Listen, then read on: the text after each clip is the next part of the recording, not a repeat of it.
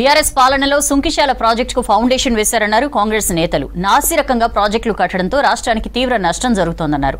కాళేశ్వరంపై కేసీఆర్, సుంకిశాలపై కేటీఆర్ బాధ్యత వహించాలని డిమాండ్ చేశారు కాంగ్రెస్ నాయకులు. సుంకిశాల కర్త కర్మక్రియ కేటీఆర్ అన్నారు ఎంపీ మల్లు రవి. కాళేశ్వరం కేసీఆర్, సుంకిశాల విషయంలో కేటీఆర్ బాధ్యత తీసుకోవాలన్నారు. కేటీఆర్ 2021లో సుంకిశాల దగ్గర ఫౌండేషన్ వేశారని తెలిపారు.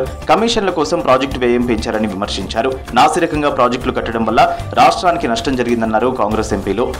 టీఆర్ఎస్ ప్రభుత్వం టైంలోనే టెండర్ పిలవటం, టెండర్ ఫైనల్ కావటం, టెండర్కి ఇచ్చిన 30 దాకా దాన్ని మళ్ళీ రేటు పెంచటం అన్నీ కూడా బీఆర్ఎస్ ప్రభుత్వం చేసింది. కాళేశ్వరం దగ్గర కట్టినటువంటి ప్రాజెక్టు ఒకవేళ ఇక్కడ రిటైనింగ్ వాల్ పడిపోయినట్టుగా అక్కడ డ్యామ్ తెగిపోయితే కొన్ని వేల మంది ప్రాణాలు పోయాయి.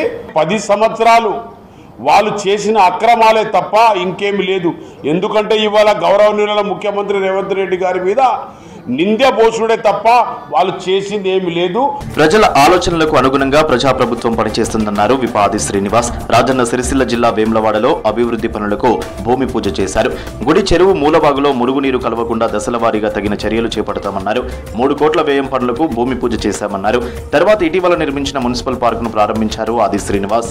రాబో రోజులు రోడ్డు వెడల్పు కానీ ఇతర అంశాలు కూడా తప్పనిసరిగా ప్రభుత్వం ప్రజలు అవకాశం ఇచ్చిన సేవ చేసే అవకాశం భాగ్యాన్ని కల్పించారు. కాబట్టి మరి ప్రజలు ఇచ్చిన అవకాశాన్ని తీసుకుని అండగా నిలబడుతూ అభివృద్ధి కార్యక్రమంలో ముందుకు తీసుకుపోవాలని చెప్పనే మాట సందర్భంగా తెలియజేస్తూ యూత్ కాంగ్రెస్ ఆవిర్భావ దినోత్సవ శుభాకాంక్షలు తెలిపారు ఎమ్మెల్సీ మహేష్ కుమార్ గౌడ్. కాంగ్రెస్ పార్టీలో పెద్ద నాయకులంతా యువజన కాంగ్రెస్, ఎన్ఎస్యుఐలో పనిచేసిన వారే అని చెప్పారు. తాను కూడా ఎన్ఎస్యుఐ యూత్ కాంగ్రెస్ విభాగంలో పనిచేశానన్నారు. పార్టీ బలోపేతానికి ఈ 2 విభాగాలు ఎంతో కీలకమన్నారు. ప్యారిస్ నుంచి శుభాకాంక్షలు తెలిపారు మహేష్ కుమార్ గౌడ్.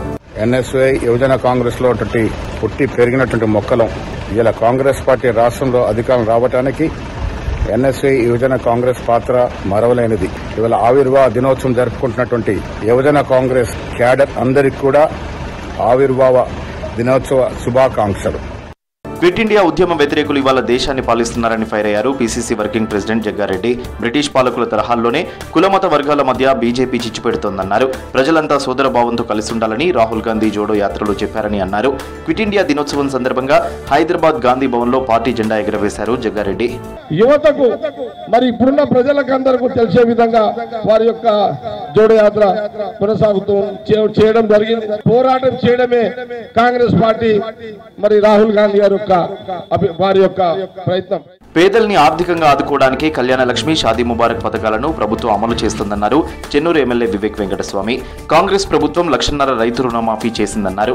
15 ఆగస్టులోపు 2 లక్షల వరకు రుణమాఫీ చేస్తుందన్నారు. చెన్నూరు నియోజకవర్గంలో ఇసుక అక్రమ రవాణాకు తావు లేదన్నారు. చెన్నూరులో లబ్ధిదారులకు కళ్యాణ లక్ష్మి, షాదీ ముబారక్ చెక్కులు అందించారు.